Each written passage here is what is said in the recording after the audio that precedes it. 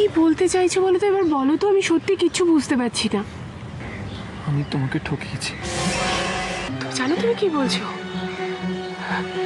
কি বলছো তুমি আমাকে? অপর্ণা, আমাকে তুমি একটা কথা বলো।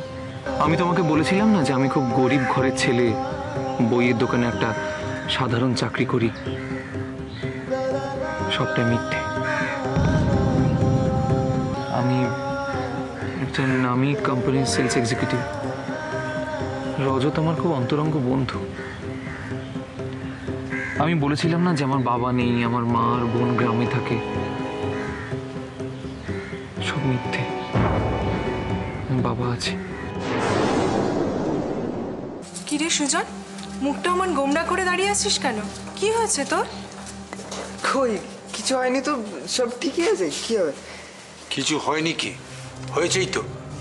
পিটুপিটি ভাই বোন, দিদির বিয়ে হয়ে যাচ্ছে, মন খারাপ দিদি চলে যাবে বলে। পাগল যা। আমার কিন্তু মনে হচ্ছে রাইয়ের বিয়েতে কিছু একটা গন্ডগোল আছে। কি হয়েছে? কি কথা হচ্ছে? না মানে রায়ের আসতে দেরি হচ্ছে তো, সেই জন্য বলছিলাম আর কি। আসলে সময় তো চলে যাচ্ছে। কিচ্ছু সময় যাচ্ছে না, এই তো চলে এসছে। তুমি একটু দেখো না ভেতরে, আমরা আসছি। আয়। আমার মাথায় কিছু ঢুকছে না সৈকত। নিজের বাবা মা পরিবার নিয়ে এত বড় একটা মিথ্যে কথা তুমি কি করে বললে? কেন সৈকত এত বড় একটা মিথ্যে কথা বলতে তোমার এতটুকু আটকালো না? বিশ্বাস করো, আমি কিন্তু একটা মিথ্যে কথাও বলতে চাইনি। কেন বললে? আমি তো এর কোনো কারণ খুঁজে পাচ্ছি না। ভয়। ভয়? কিসের ভয়? তোমাকে হারাবার ভয়। আমার বারবার মনে হতো যে সবকিছু জানার পর তুমি যদি আমার সঙ্গে সম্পর্কই না রাখো। কেন বলো তো তোমার এরকম ধারণা হলো? তার কারণ তুমি নিজে মুখে একদিনকে বলেছিলে যে বড় লোকের ছেলেদের তুমি সহ্য করতে পারো না। আর দুর্ভাগ্যবশত আমি নিজেই। ভাবতে খারাপ লাগছে।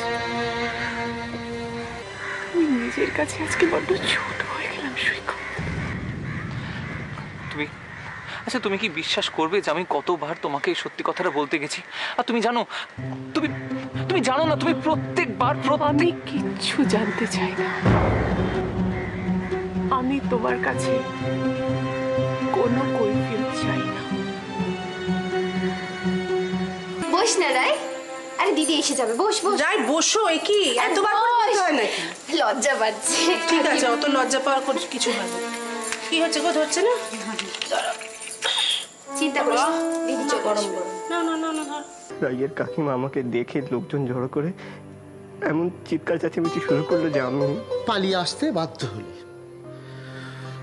জয়কালী, এছাড়া তুমি আর কিছু করতে পারো না। আর রাহের কান্নার কথা বলছো, জয়কালী ও তো কাঁদবেই।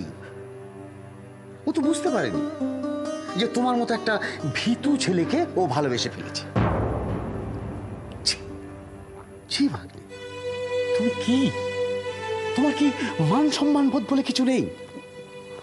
জয়কালী, এত অপমানিত হবার পরেও তুমি আজকে গঙ্গার ঘাটে গেছো ওর সঙ্গে দেখা করবার জন্যে? ছি, ছি ভাগ্নে। কেন আমার সাথে এরকম করলে বলো তো? কেন? আমি তোমার কোনো ক্ষতি করেছিলাম? করিনি না?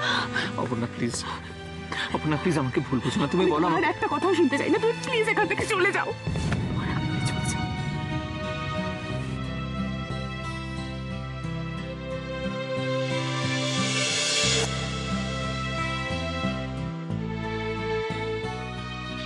না, অপর্ণার উপর সেই বিশ্বাসটা আমার আছে।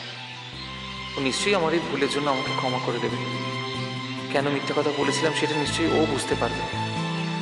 হ্যাঁ হ্যাঁ, তা না হলে যে আমার ভালোবাসা মিথ্যে হয়ে যাবে। কিন্তু সত্যিটা শুনে ও এইভাবে রিয়াক্ট করলো কেন? চলেই বা গেল কেন?